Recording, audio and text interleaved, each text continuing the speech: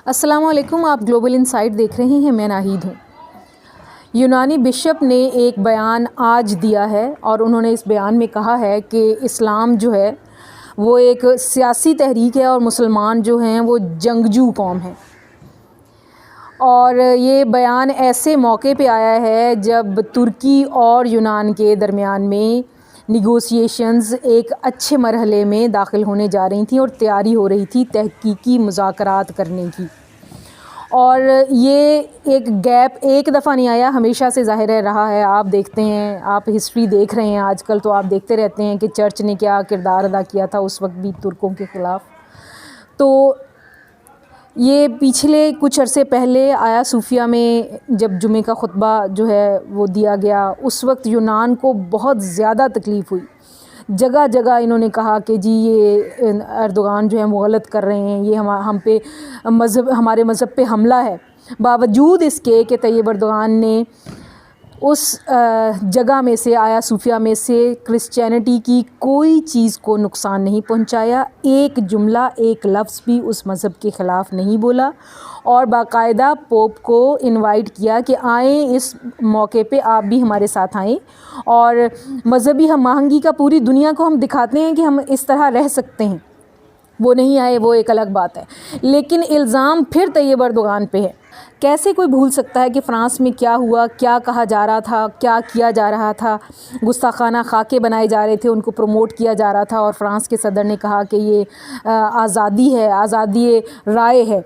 और जब Tayyip Erdogan इस पे बोलते हैं तो उनको कहा जाता है कि वो मोदी हैं, वो फ़ाशिस्ट हैं और वो जो इंतहा पसंद है मुसलमान उनको रिप्रेजेंट करते हैं। हम बोलें भी ना, आप अपनी अदाओं पे ज़रा गौर करें, हम अर्ज़ करेंगे तो शिकायत होगी। अगर बिशप की तरफ से, एक मज़हब प्रीच करने वाले शख्स की तरफ से इस तरह का बयान आएगा, आप सोचें यहाँ की मसाजिद और कलीसियाओं में से, हम पाकिस्तान में रहते हैं, यहाँ गिरजाघर भी हैं, गुरुद्वारे भी हैं, हिंदू टेंपल भी हैं, मसाजिद भी हैं।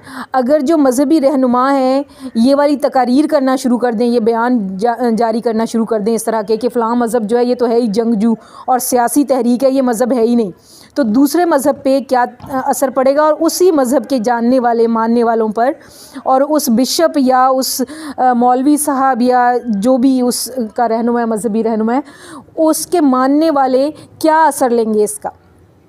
तो अमन पसंद कौन है, इंतहा पसंद कौन है और इस्लामोफोबिया को कहाँ हवा देकर ये लेकर जाना चाहते हैं, ये इस सारे सिनेरियो में देखने की बात है। अब इस बयान के बाद फिर तुर्की को बोलना पड़ा है, बिशप के इस बयान के बाद फिर तुर्की को बोलना पड़ा है कि ये हमारे मज़हब की तौहीन है। ज़ाहिर है हमारे मज़हब की ये तौहीन है कि इसको सिर्फ़ एक सियासी तहरीक का नाम दे दिया जाए। बार बार ये सारी बातें करने का मकसद ये है कि एक दफ़ा इनको बताया जाए, इन मज़हबी रहनुमाओं को भी बताया जाए कि इंतहा पसंदी असल में कहते किसको हैं। और कभी किसी मुसलमान लीडर के मुंह से आपने सुना है कि ईसाईयत जो है वो एक सियासी तहरीक है? किसी और मज़हब के बारे में सुना है आपने कि ये एक सियासी तहरीक है?